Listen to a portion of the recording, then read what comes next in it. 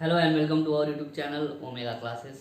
दोस्तों आज देखते हैं तीन मॉडुलस है, Young's modulus, bulk modulus and modulus of rigidity. ठीक है, क्लास 11th का mechanical properties of solids chapter चल रहा है।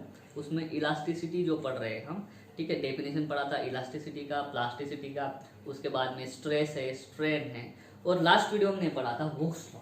ठीक है, हुक्स लॉ को थोड़ा रिवाइज कर लेते हैं। हुक्स लॉ क्या था? हुक्स लॉ हमारा कहता था कि विदिन इलास्टिक लिमिट के अंदर stress is directly proportional to strain. ठीक है, तो स्ट्रेस डायरेक्टली प्रोपोर्शनल को कैसे हटाते हैं? इक्वल टू, और कांस्टेंट की जगह पे एम लिया था स्ट्रेन। ठीक है, तो स्ट्रेस अपॉन स्ट्रेन जो होता है वो एक कांस्टेंट होता है, और वो कांस्टेंट क्या है? Capital M. और इस कैपिटल एम को हमने नाम दिया था modulus of elasticity, modulus of elasticity. और उसके बाद में मैंने आपको बोला था स्ट्रेस कितने तरीके के हैं? 3 टाइप्स के हैं। स्ट्रेन कितने टाइप के हैं? 3 टाइप्स के हैं। तो 3 टाइप के स्ट्रेस अपॉन 3 टाइप के स्ट्रेन, ये 3 हमको क्या मिल सकते हैं? अलग अलग एम मिल सकते हैं। अलग अलग एम क्या होते हैं? Models of elasticity. तो 3 types of models of elasticity होती है। पहली है यंग्स मॉडुलस, दूसरा है बल्क, और तीसरा है मॉडुलस ऑफ रिजिडिटी। ठीक है, तो 3 तरह के स्ट्रेस होने की वजह से या 3 तरह के स्ट्रेन होने की वजह से हमारे एम भी कितने होते हैं? हमारे मॉडुलस ऑफ इलास्टिसिटी भी 3 होते हैं। उसमें से पहला मॉडुलस ऑफ इलास्टिसिटी है यंग्स मॉडुलस, दूसरा मॉडुलस ऑफ इलास्टिसिटी है बल्क मॉडुलस, और तीसरा वाला है मॉडुलस ऑफ रिजिडिटी। तो चलिए एक एक को पढ़ते हैं पूरे डिटेल में। चलिए,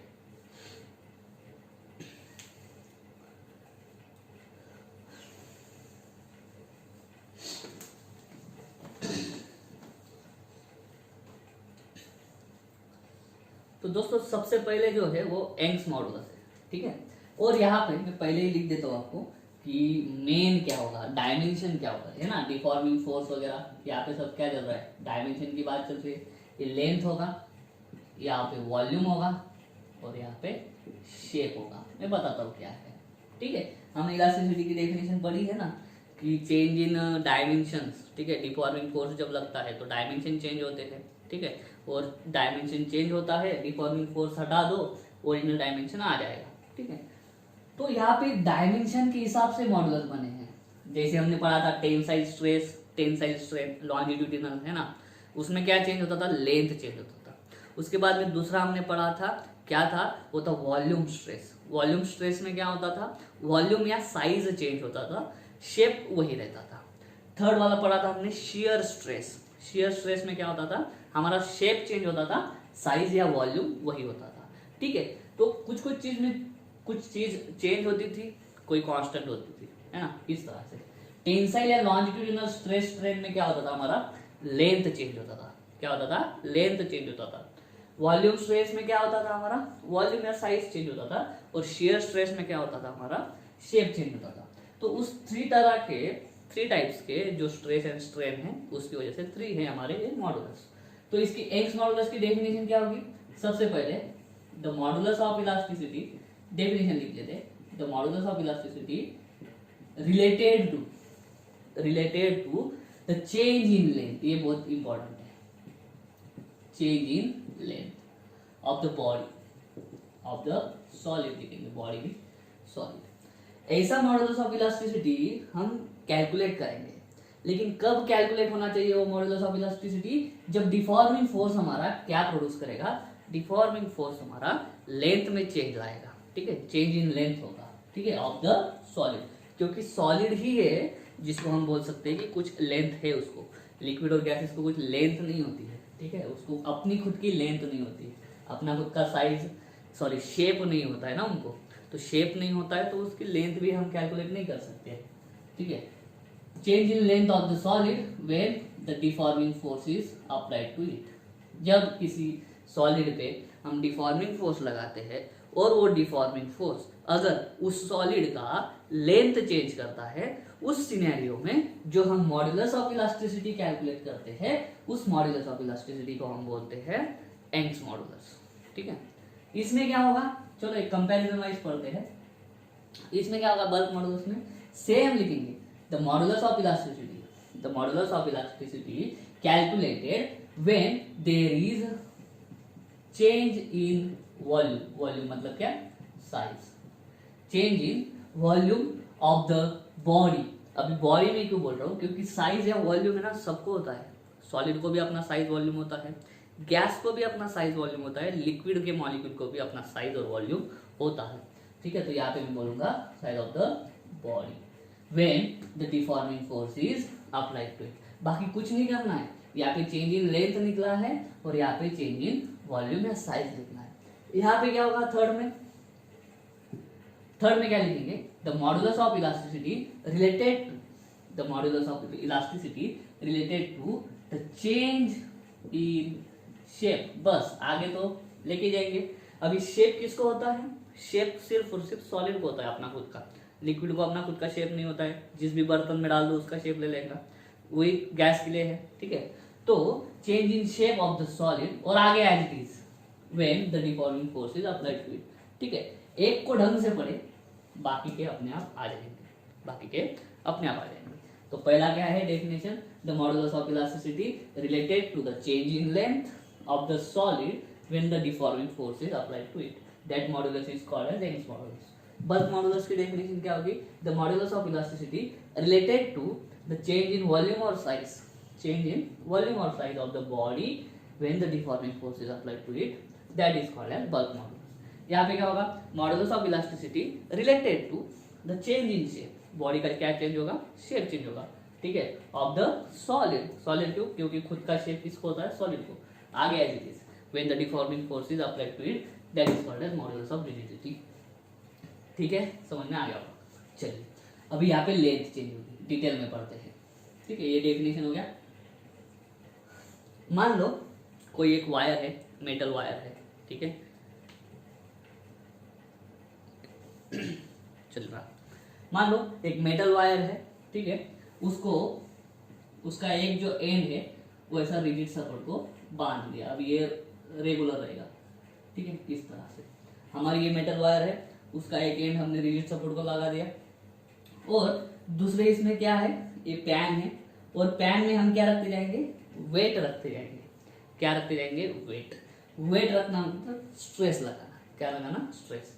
मान लो ये जो वायर है, मेटल वायर, उसकी जो ओरिजिनल लेंथ है, मतलब रिजिड सपोर्ट को लगाने से पहले वायर को हमने, पहले वायर बाहर थी, ये वायर है मान, पहले इसका लेंथ मेजर कर लिया। रिजिड सपोर्ट को लटकाने से पहले और ये वेट उसको लगाने से पहले जो वायर की लेंथ हमने मेजर करी, उसको बोलते हैं हम ओरिजिनल लेंथ। ओरिजिनल लेंथ कितनी है, कैपिटल है, ठीक है। ओरिजिनल लेंथ मतलब कब, जब हमने स्ट्रेस नहीं लगाया है, ठीक है, स्ट्रेस नहीं लगाया है, विदाउट एनी स्ट्रेस, जब हम लेंथ मेजर करते हैं तब क्या हो जाएगी, लेंथ ओरिजिनल लेंथ।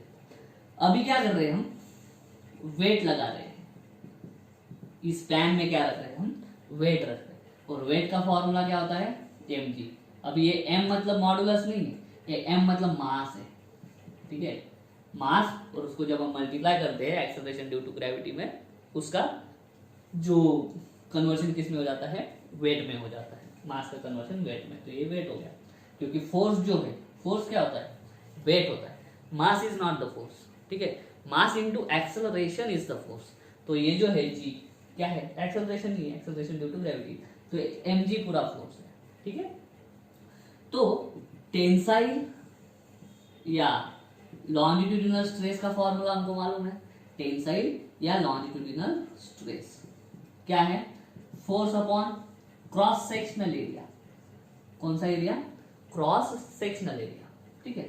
अभी फोर्स मतलब यहाँ पे लगाया हुआ फोर्स, इस डायरेक्शन में कौन सा फोर्स है, इस डायरेक्शन में mg फोर्स है, ठीक है, फोर्स लगा दिया mg। एरिया, एरिया कहाँ से लेंगे, ठीक है, ये जो लेंथ है l है, और उस वायर की जो रेडियस है, रेडियस ऑफ क्रॉस सेक्शन, उसको कितना ले लेते हैं, स्मॉल r। रेडियस कितना भूल गया था।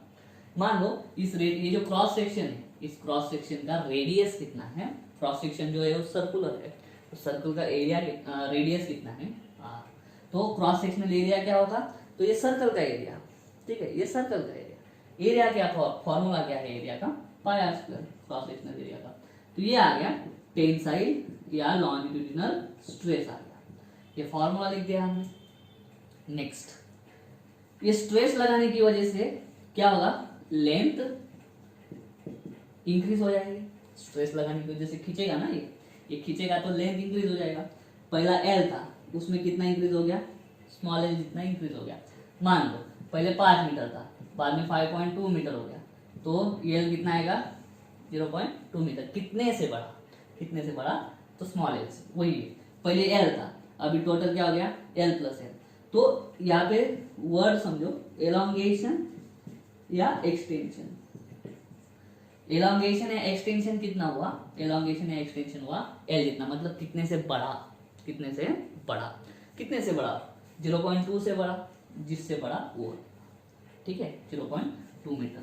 यहाँ पे पहले एल था कैपिटल, अभी एल प्लस एल हो गया। कितने से बढ़ा, तो L plus L minus original L, L cut, small L बचा, तो इतने से बढ़ा। हमको मालूम है टेंसाइल और लॉन्जिट्यूडिनल स्ट्रेन की डेफिनेशन, ठीक है। स्ट्रेन, नॉर्मल जनरल स्ट्रेन की डेफिनेशन क्या है, जनरल स्ट्रेन की डेफिनेशन है हमारी change in dimension upon original dimension. यहाँ पे किस डायमेंशन के बारे में बात हो रही है, यहाँ पे लेंथ के बारे में। तो लॉन्जिट्यूडिनल स्ट्रेन का डेफिनेशन क्या होगा, change in length upon original length, change in length upon original length. और आपको मालूम है हुक्स लॉ में हमने पढ़ा मॉड्यूलस ऑफ इलास्टिसिटी क्या होता है, सिंपली रेशियो किसका, स्ट्रेस अपॉन स्ट्रेन। तो यंग्स मॉडुलस जो है, ठीक है, यंग्स मॉडुलस में रेशियो होगा किसका, टेंसाइल स्ट्रेस और टेंसाइल स्ट्रेन के बीच का रेशियो। टेंसाइल स्ट्रेस कितना निकाला, mg अपॉन पाया स्क्वायर, और ये स्मॉल एल अपॉन कैपिटल। तो इसको सॉल्व करो, क्या आ जाएगा, mg अपॉन पाया स्क्वायर, और ये नीचे का, ये डिवाइड का साइन, इसको अगर मैं मल्टीप्लाई कर दूंगा तो नीचे वाला उल्टा हो जाता है, कैपिटल एल ऊपर, स्मॉल एल नीचे, खत्म। ये है हमारा longitudinal stress upon longitudinal strain. वही रेशियो को हम बोलते हैं यंग्स मॉडुलस। क्या बोलते हैं, यंग्स मॉडुलस। यंग्स मॉडुलस का फॉर्मूला ये रहा, ठीक है। कैपिटल एल जो है वो ओरिजिनल लेंथ है, वेट लगाने से पहले, स्ट्रेस लगाने से पहले। स्मॉल एल जो है वेट लगाने की वजह से लेंथ बढ़ जाती है, वायर लेंथ इंक्रीज हो जाती है। तो कितने से इंक्रीज हुई, जितने अमाउंट से इंक्रीज हुई उसको बोलते हैं एलोंगेशन या एक्सटेंशन। एलोंगेशन और एक्सटेंशन कितना है, स्मॉल एल जितना। एम मतलब मास, जो इसमें हम रखेंगे ना उसका mass is not the force क्या है, मास इनटू एक्सेलरेशन। जो वेट होता है वो फोर्स होता है, तो ये लिख दिया फोर्स, क्योंकि टेंसाइल या लॉन्जिट्यूडिनल स्ट्रेस का या किसी भी स्ट्रेस का फॉर्मूला क्या है, फोर्स अपॉन एरिया। तो फोर्स कितना हो गया, अप्लाइड फोर्स mg। एरिया कौन सा, cross sectional area. Cross section wire का कौन सा है, सर्कुलर, तो सर्कुलर क्रॉस सेक्शनल एरिया पाया स्क्वायर। उस तरह से हमने लिख दिया, ये तो ठीक है। अभी यंग्स मॉडुलस जो है वो सिर्फ और सिर्फ सॉलिड के लिए ही कैलकुलेट कर सकते हैं, बाकी लिक्विड और गैस के लिए यंग्स मॉडुलस कैलकुलेट नहीं होता है। उसका रीजन क्या है, क्योंकि अगर लिक्विड और गैस को अपना खुद का शेप नहीं है, उसका लेंथ हम नहीं निकाल सकते। लिक्विड का भी लेंथ नहीं निकाल सकते हैं, सॉलिड का भी लेंथ नहीं निकाल सकते हैं। तो Young's modulus it is the property of only solids, सिर्फ और सिर्फ यंग्स मॉडुलस आप किसका बता सकते हो, यंग्स मॉडुलस सिर्फ और सिर्फ आप सॉलिड के लिए बता सकते हो, लिक्विड और गैस के लिए यंग्स मॉडुलस नहीं होता है, ठीक है।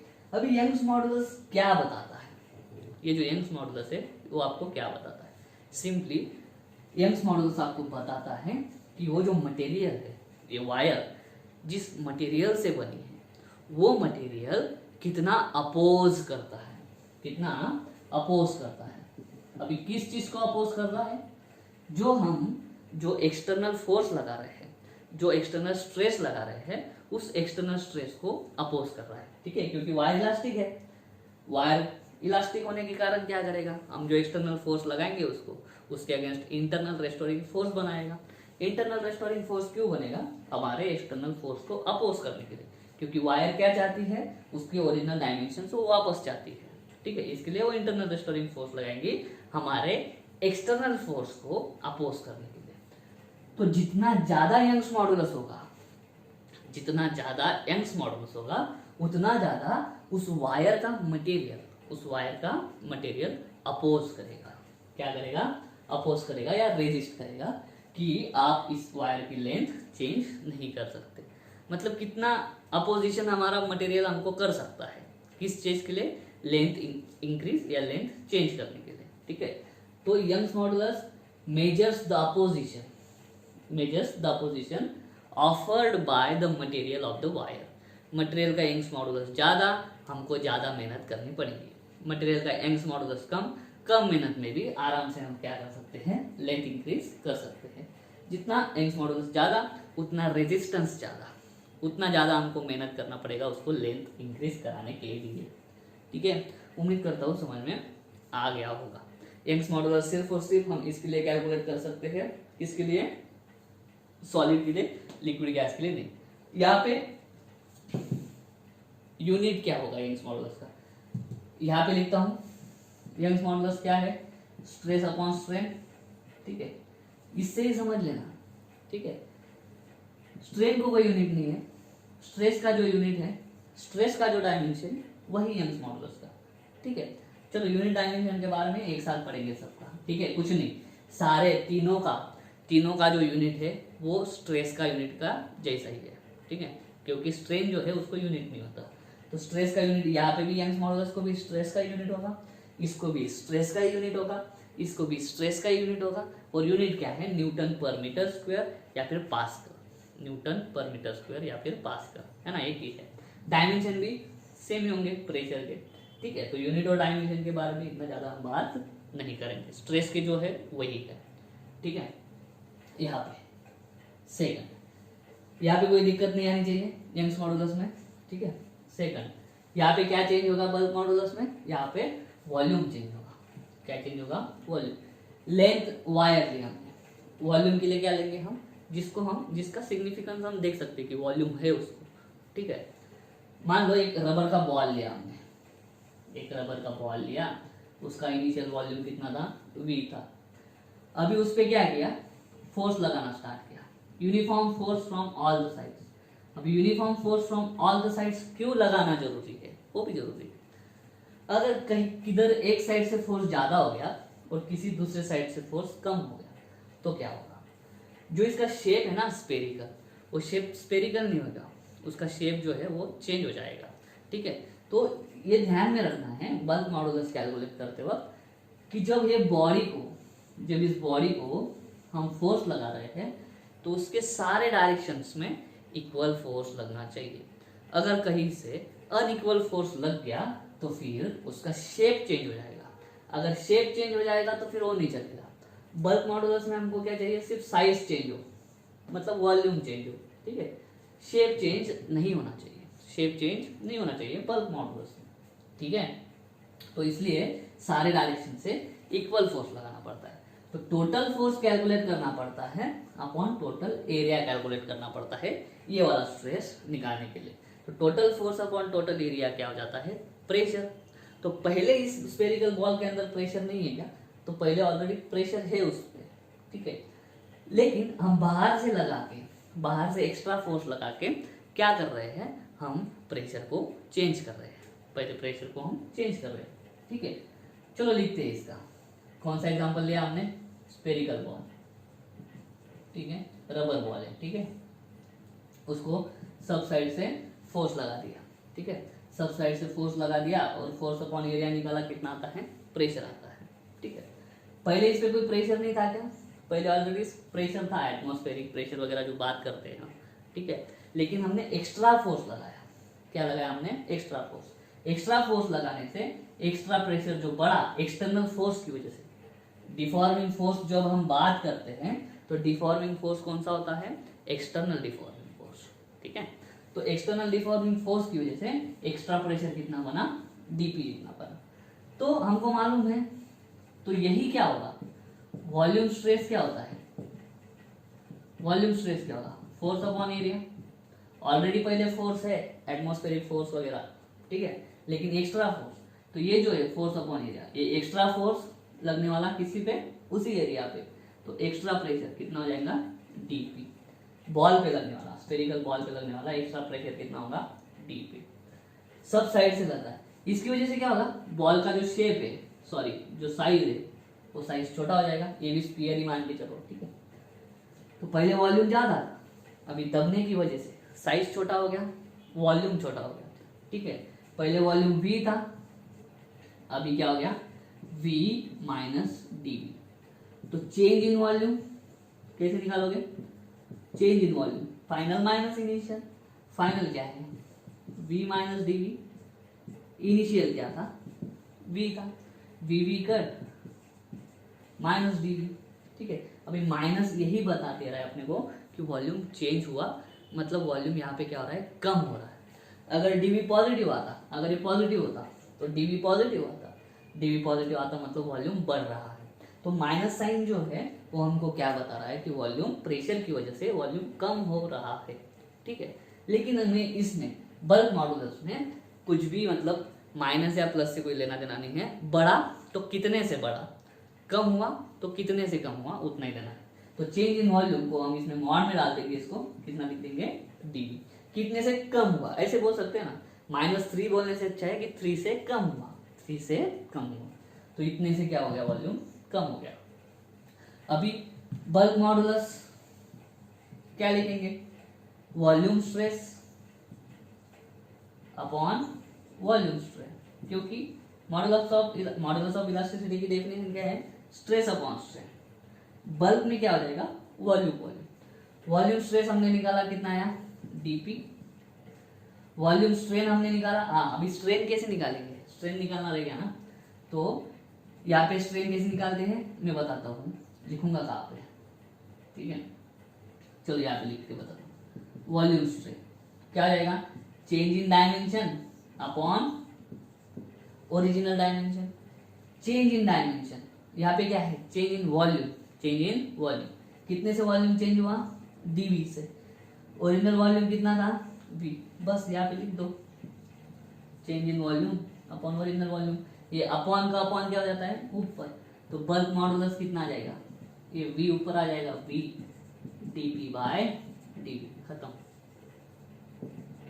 इसका यूनिट डायमेंशन जो स्ट्रेस का होता है वही होता है, ठीक है। बल्क मॉडुलस तुम सबके लिए, सॉलिड भी, लिक्विड भी और गैसेस भी, सबके लिए कैलकुलेट कर सकते हो, क्योंकि सॉलिड को भी वॉल्यूम होता है, लिक्विड को भी वॉल्यूम होता है और गैस को भी वॉल्यूम होता ही है, ठीक है। तो ये बल्क मॉडुलस एक ऐसी चीज है जो आप सॉलिड, लिक्विड, गैसेस तीनों स्टेट के लिए कैलकुलेट कर सकते हो।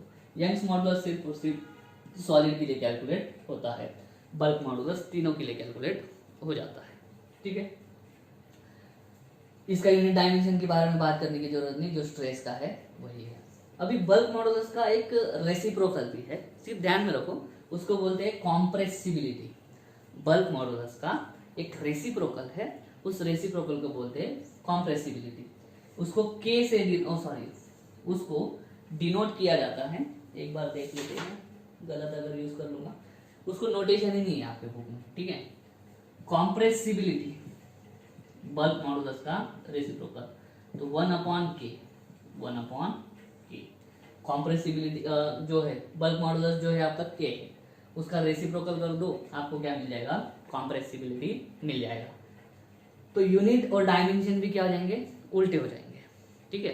देखो यूनिट क्या है हमारा, नॉर्मल न्यूटन पर मीटर स्क्वायर, तो ये कॉम्प्रेसिबिलिटी के लिए यूनिट क्या हो जाएगा, metre square plus metre square upon newton, metre square पर न्यूटन, ठीक है।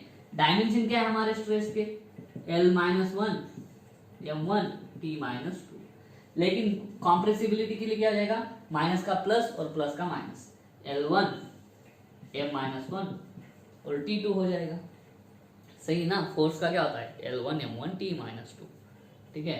अपॉन एरिया कर दिया था तो 1 -1 हो जाता है ये, और पावर ऐसे उसका उल्टा कर देंगे तो कॉम्प्रेसिबिलिटी के लिए मिल जाता है। जैसे हमारा यंग्स मॉडुलस हमको बताता है कि मटेरियल का अपोजिशन, लेकिन किस चीज के लिए अपोजिशन, चेंज इन लेंथ के लिए अपोजिशन।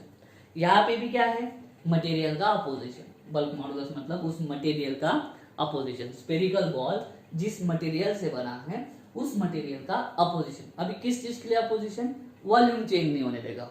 हमारा एक्सटर्नल डिफॉर्मिंग फोर्स क्या कर रहा है? वॉल्यूम चेंज कर रहा है, ठीक है। वॉल्यूम चेंज करने के लिए जो अपोजिशन प्रोवाइड करेगा, जो रेजिस्ट करेगा ये, उस रेजिस्टेंस को हम मेजर कर सकते हैं किसकी टर्म में? बल्क मॉडुलस की टर्म में, ठीक है। उम्मीद करता हूँ बल्क मॉडुलस भी समझ में आ गया होगा। ये फॉर्मूले, ये बल्क मॉडुलस का फॉर्मूला है V dP by dV। dP मतलब चेंज इन प्रेशर, dV मतलब चेंज इन वॉल्यूम, ये V मतलब ओरिजिनल वॉल्यूम, ठीक है। इसका तो टर्म्स आपको पता है। नेक्स्ट आते हैं मॉडुलस ऑफ रिजिडिटी, सिर्फ और सिर्फ सॉलिड के लिए, क्योंकि सॉलिड वो अपना खुद का शेप होता है इसलिए, ठीक है। इसका यूनिट और डायमेंशन जो स्ट्रेस का होगा वही होगा, जो प्रेशर का होगा वही होगा, ठीक है। नेक्स्ट हम क्या करते थे पहले? यहाँ पे शियर स्ट्रेस, अगर याद होगा तो यहाँ पे ये वाला इस तरीके का लिया था। कैसे किया था हमने? एक टेंजेंशियल फोर्स लगता था। ये जो बॉटम है वो फिक्स है और एक टेंजेंशियल फोर्स लगेगा ऊपर। ये जो साइज है जो आगे से तुमको स्क्वायर दिख रहा है और ये पूरा जो है ये क्यूबॉइड है। ये क्या है? क्यूबॉइड है। लेकिन बॉटम सरफेस को फिक्स रखो और ऊपर वाला जो टॉप सरफेस है उसको ऐसा टेंजेंशियल फोर्स लगाओ, ठीक है।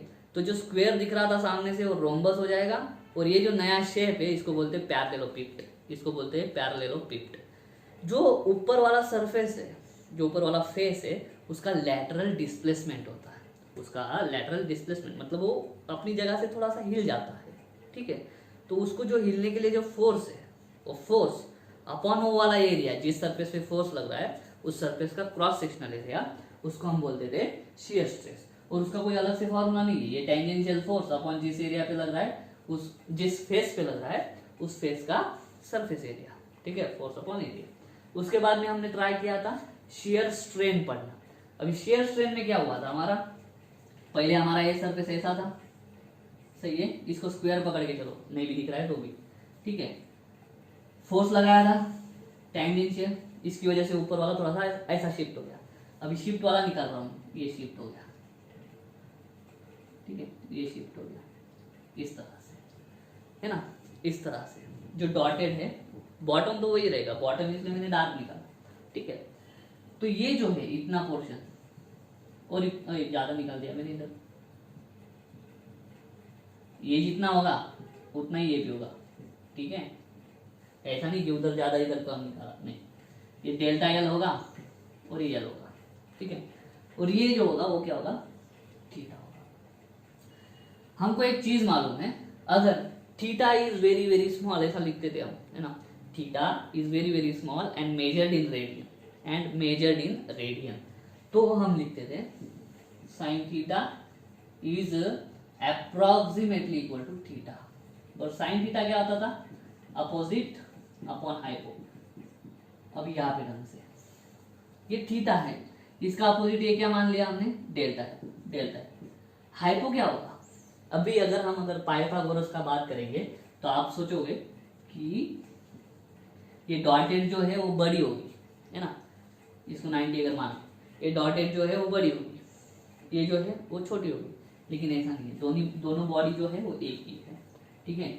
आप ये हाइपोटेन्यूस एल बोलेंगे, इसको भी एल बोलेंगे, तो आपको पाइथागोरस रूल के हिसाब से गलत लग सकता है। लेकिन सुनो, ये रहा, इस बॉटम सरफेस से इस टॉप सरफेस का जो लेंथ था, ये वाला लेंथ, ये वाली, ठीक है, ये वाली लेंथ हमने क्या लिखी है? एल। जब ऐसा चला जाएगा फिर भी तो ये लेंथ चेंज नहीं हो रही है, ठीक है। अगर हमारा डिस्टेंस ऐसा हो, ये वाला लेंथ एल है, 2 मीटर है मान लो, ठीक है। या फिर अगर इसके स्केलिंग के हिसाब से जाएंगे, मान लो 3 सेंटीमीटर है, कितना है? 3 सेंटीमीटर। ऐसा भी कर दोगे, इसको वापस ऐसा लेंथ मेजर करोगे फिर भी कितना आना है? 3 सेंटीमीटर। तो ये अगर 3 है तो ये भी हमको इस केस में कितना आएगा? 3। तो इसमें भी मैं क्या लिखूंगा? ये भी कितना होगा? एल। ये भी कितना होगा? एल। तो साइन थीटा कोई हम अप्रोक्सीमेटली क्या लिख सकते हैं? थीटा इज इक्वल टू भी हम क्या लिख देंगे? Delta L upon L. और शियर स्ट्रेन का डेफिनेशन ऐसा नहीं है change in shape upon original shape, ठीक है। वीडियो में बोला है मैंने, shape is not quantity, shape is a quality, shape is a quality, ठीक है। तो उसके लिए कोई ऐसा फॉर्मूला नहीं बनेगा change in shape upon original shape, ऐसा नहीं है, ठीक है। उसका फॉर्मूला क्या बनता था? उसका बनता था it is the ratio of the lateral displacement of the moving layer ये मूव होने वाला लेयर है। Lateral displacement of the moving layer to the its fixed distance from the fixed layer. Fixed distance कितना था L, इधर भी जाके भी कितना होगा L ही होगा फ्रॉम द फिक्स्ड लेयर। नीचे वाला लेयर क्या था हमारा, फिक्स था। बस इनका रेशो ले लो, ठीक है। मॉडुलस ऑफ रिजिडिटी क्या आएगा, शियर स्ट्रेस अपॉन ये जो है ये क्या है, शियर स्ट्रेन। इसको ईटा बोलते हैं, इसको ईटा, ठीक है। ये फोर्स अपॉन एरिया, चलो लिखता हूं मैं, shear stress upon shear strain. Shear stress था फोर्स अपॉन एरिया और शियर स्ट्रेन था हमारा थीटा, ठीक है। इसको ऐसा नहीं गिनना, change in length upon original length नहीं गिनना। यहाँ पे डेल्टा एल का मीनिंग है ये लैटरल डिस्प्लेसमेंट, और ये एल का मतलब है ये फिक्स्ड लेयर से ये मूविंग लेयर का डिस्टेंस, मूविंग लेयर का डिस्टेंस, ठीक है। तो इसको क्या लिखेंगे, एफ अपॉन ए थीटा। कैसे इसको लिख सकता हूँ, एफ अपॉन ए एक पूरी क्वांटिटी है, थीटा डिवाइड पर मतलब 1 अपॉन, मल्टीप्लाई को लिखेंगे तो 1 अपॉन, उल्टा हो जाता है ना, यहाँ पे बोला था, ठीक है। तो एफ अपॉन ए थीटा, इसका यूनिट और डायमेंशन सेम होगा जो है हमारा स्ट्रेस और इसका प्रेशर का, ठीक है। तो यहाँ पे भी मॉडुलस ऑफ रिजिडिटी मतलब क्या, किसी भी बॉडी का उसका जो मटेरियल है, उस मटेरियल जो अपोजिशन देगा, ठीक है, जो अपोजिशन प्रोवाइड करेगा, किसके लिए, हम जब उसका शेप चेंज करने की कोशिश करेंगे, हम जब उसके शेप चेंज करने की कोशिश करेंगे तो वो मटेरियल कितना ज्यादा अपोज कर सकता है, उस मटेरियल का जितना ज्यादा मॉडुलस ऑफ रिजिडिटी उतना हमको तकलीफ होगा उसका शेप चेंज करने में, ठीक है। किसी भी मटेरियल का जितना ज्यादा यंग्स मॉडुलस उतना वो हमको अपोज करेगा, उतना हमको तकलीफ होगा, ठीक है। किस चीज करने, कौन सी चीज करने के लिए, उसका लेंथ चेंज करने के लिए। बल्क मॉडुलस में क्या होगा, हम वॉल्यूम चेंज करेंगे, ठीक है, लेकिन वो मटेरियल जो है बॉडी का मटेरियल वो हमको अपोज करेगा, ठीक है, हमको अपोज। अगर उसका बल्क मॉडुलस ज्यादा रहा तो हमको ज्यादा काम करना पड़ेगा उसका वॉल्यूम को चेंज करने के लिए, क्योंकि वो ज्यादा अपोज करेगा। वही केस इसमें होगा, शेप चेंज करने में अपोजिशन। ये सिर्फ सॉलिड, इसमें तीनों, और ये सिर्फ सॉलिड, क्योंकि सॉलिड को ही फिक्स्ड शेप एंड साइज होता है, ठीक है। इसमें कुछ और बताने का भूल गया क्या मैं, ठीक है। इन तीनों के यूनिट्स और डायमेंशंस सेम है। बल्क मॉडुलस का जो रेसिप्रोकल है उसको बोलते हैं कॉम्प्रेसिबिलिटी, उसका यूनिट और डायमेंशन उल्टा उल्टा हो जाएगा, ठीक है। बाकी कोई अलग सा चीज इसमें नहीं है, ठीक है। तो उम्मीद करता हूँ दोस्तों आज का वीडियो अच्छा लगा होगा। अगर ऐसा है तो वीडियो को लाइक करो, वीडियो को शेयर करो, चैनल को सब्सक्राइब कर देना। मिलता हूँ नेक्स्ट वीडियो में, तब तक के लिए जय हिंद।